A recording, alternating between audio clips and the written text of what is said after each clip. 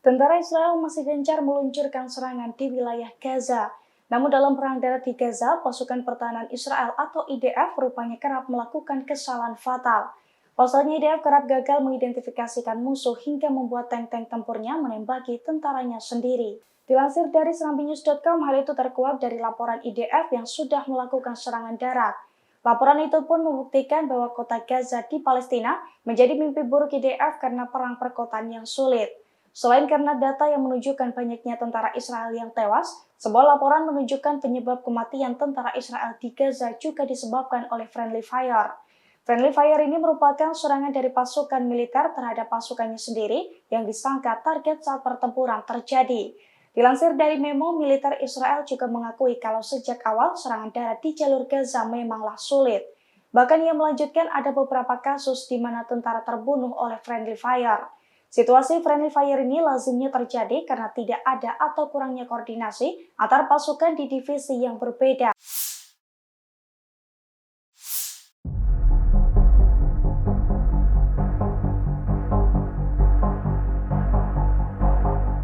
Yaman mengakui bahwa pasukannya telah menghancurkan militer Israel dengan rudal jelajah. Dalam pernyataannya, Yaman mengakui kekuatan rudal itu berkat pertolongan dari Tuhan untuk melenyapkan musuh. Hal tersebut disampaikan oleh juru bicara resmi Angkatan Bersenjata Yaman, yakni Yahya Saree.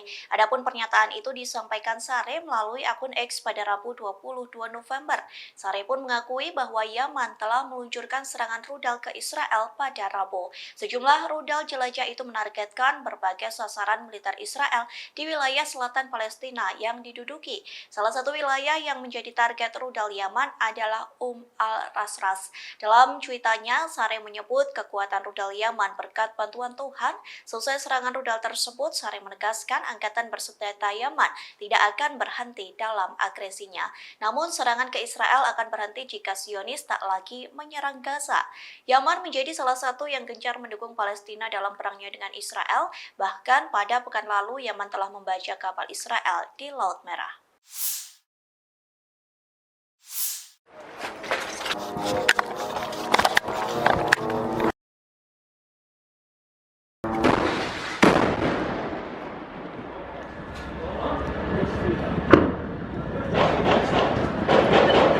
Kelompok militan Hizbullah dari Lebanon berduka atas meninggalnya 5 pejuangnya akibat dibom Israel di wilayah Lebanon Selatan pada Rabu 22 November kemarin.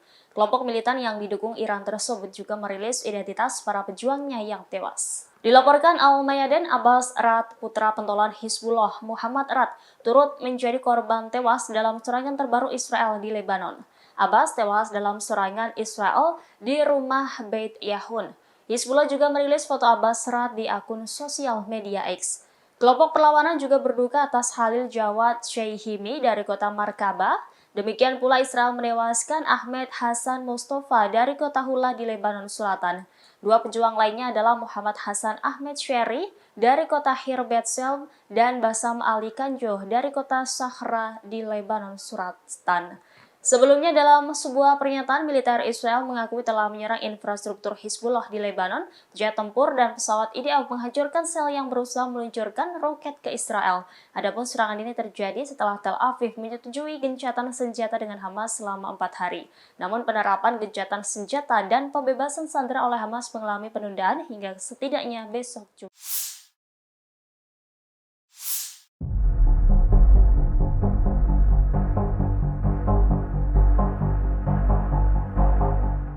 Pasukan Israel mengajak media asing untuk pergi ke wilayah Gaza.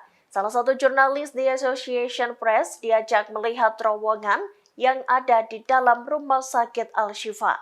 Selain itu, pasukan IDF juga menunjukkan senjata-senjata yang mereka temukan di rumah sakit terbesar di Gaza itu. Dikutip dari VOA Indonesia, pasukan IDF menunjukkan tempat yang tampak seperti asrama bawah tanah pada para jurnalis asing itu.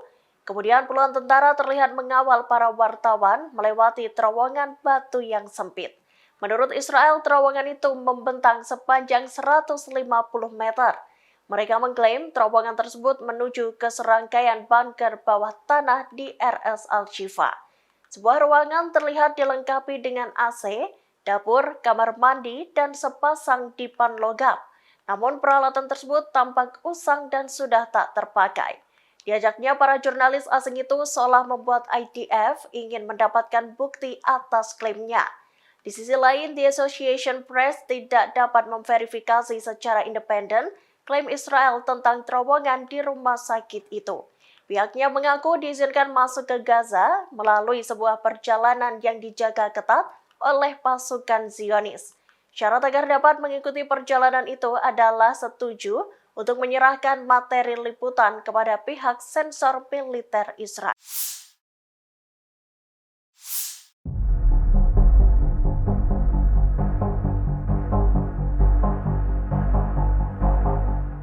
Israel dan Hamas dikabarkan sepakat soal adanya pertukaran sandera dan gencatan senjata selama 4 hari. Namun Direktur Keamanan Nasional Israel mengatakan bahwa sandera tidak akan dibebaskan sebelum hari Jumat 24 November besok.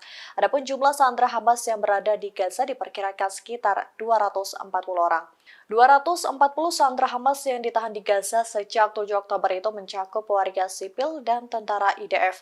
Tampang tentara IDF yang menjadi tahanan Hamas turut beredar di X. Sementara Israel sendiri merilis 40 tampang sandera Hamas yang sebagian besar merupakan anak-anak. Sebagaimana diketahui dalam perjanjian pembebasan tahanan, 50 sandera akan dibebaskan dan terbagi dalam beberapa kelompok. Pembebasan ini akan diikuti dengan adanya gencatan senjata selama 4 hari. Namun perjanjian ini ditunda hingga besok Jumat. Hal ini disampaikan oleh seorang pejabat Israel yang tidak mau disebutkan namanya pada Rabu 22 November malam. Ia menjelaskan kepada wartawan mengenai penundaan tersebut dengan mengatakan bahwa bertentangan dengan apa yang dipahami sebelumnya di Yerusalem. Penundaan ini menjadi pukulan bagi keluarga sandera yang ingin segera bertemu dengan anak pasangan atau saudara mereka. Download Tribun X sekarang, menghadirkan lokal menjadi Indonesia.